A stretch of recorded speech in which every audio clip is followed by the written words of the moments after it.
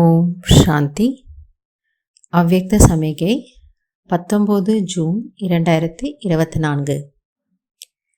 இன்னைக்கு பாப்தாதா என்ன சொல்கிறாங்கன்னா, जैसे शरीर और आत्मा दोनों कंबाइन होकर कर्म करते हैं, ऐसे कर्म और योग दोनों कंबाइंड रहे.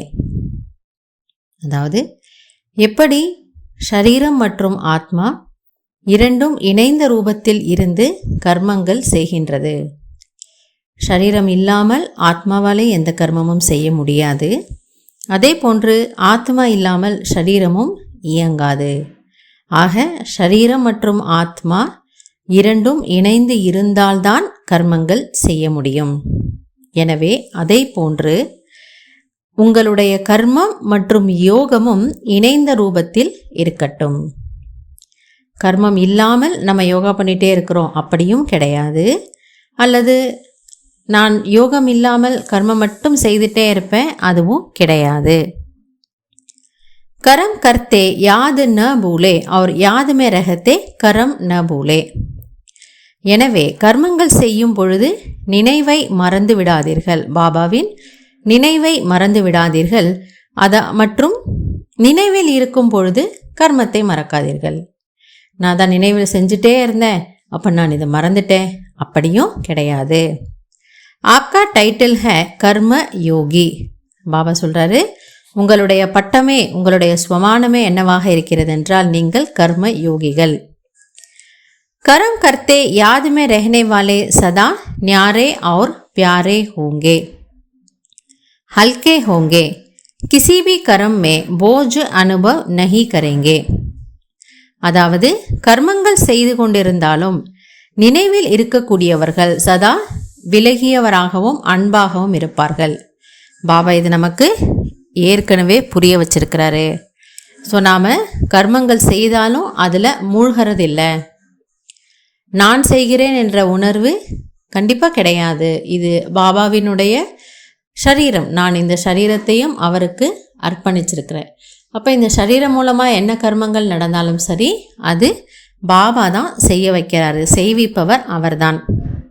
எனவே கர்மங்கள் செய்து கொண்டிருந்தாலும் அவர்கள் விலகியும் மற்றும் அன்பாகவும் இருப்பார்கள் மற்றும் லேசான தன்மையை அனுபவம் செய்வார்கள். கிசி பி கரம் மே போஜ் அனுபவ் நஹி கரேங்கே. ஸோ எந்த ஒரு செயலிலும் கர்மத்திலும் சுமையை அனுபவம் செய்ய மாட்டார்கள். ஏனென்றால் பாபா என்ன சொன்னார், சாத்தி और சாத்து, நான் துணைவனாக இருக்கின்றேன் மற்றும் என்னுடைய துணை உங்களுக்கு இருக்கின்றது. ஆக அவங்களுக்கு எதுவுமே சுமையாக அனுபவம் ஆகாது. கரம் யோகி கோஹி தூசரே शब्दों में கமல் புஷ்பு கஹா ஜாத்தா ஹை. ஆக கர்ம யோகிகளை தான் மற்றொரு விதத்தில் என்னவென்று சொல்லப்படுகிறது என்றால் தாமரை மலரை போன்றவர்கள், தாமரை மலருக்கு சமமானவர்கள். ஸோ அந்த தாமரை மலர் தண்ணியில் இருந்தாலும் சரி, சேற்றில் இருந்தாலும் சரி, அதன் மீது எதுவுமே வேற எந்த விஷயங்களும் அதனுடைய பாதிப்பை ஏற்படுத்துவதில்லை.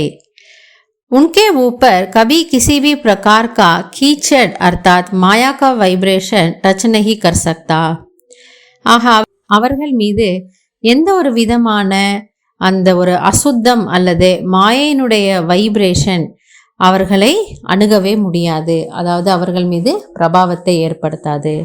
சாரமாக பாபா என்ன சொல்ல வர்றார் அப்படின்னா, யார் நினைவில் இருந்து கர்மங்கள் செய்கிறார்களோ அவர்கள் மீது வேற எந்த ஒரு விஷயத்தினுடைய தாக்கமும் பாதிப்பும் அல்லது மாயையினுடைய பிரபாவமும் ஏற்பட முடியாது. எனவே நாம் எதற்காக பயிற்சி செய்கிறோம்? ஷரீரம் மற்றும் ஆத்மா ஒன்றாக இணைந்திருப்பது போன்று கர்மத்தில் இருந்தாலும் நினைவில் இருக்கிறதுக்கான பயிற்சி நம்ம செய்கிறோம். அப்போ எதுலேயும் நான் பாதிக்கப்படாமல் இருக்கிறேனா அப்படிங்கிறது தான் இன்றைக்கு நமக்கான சோதனைக்கான விஷயம். நல்லது. ஓம் சாந்தி.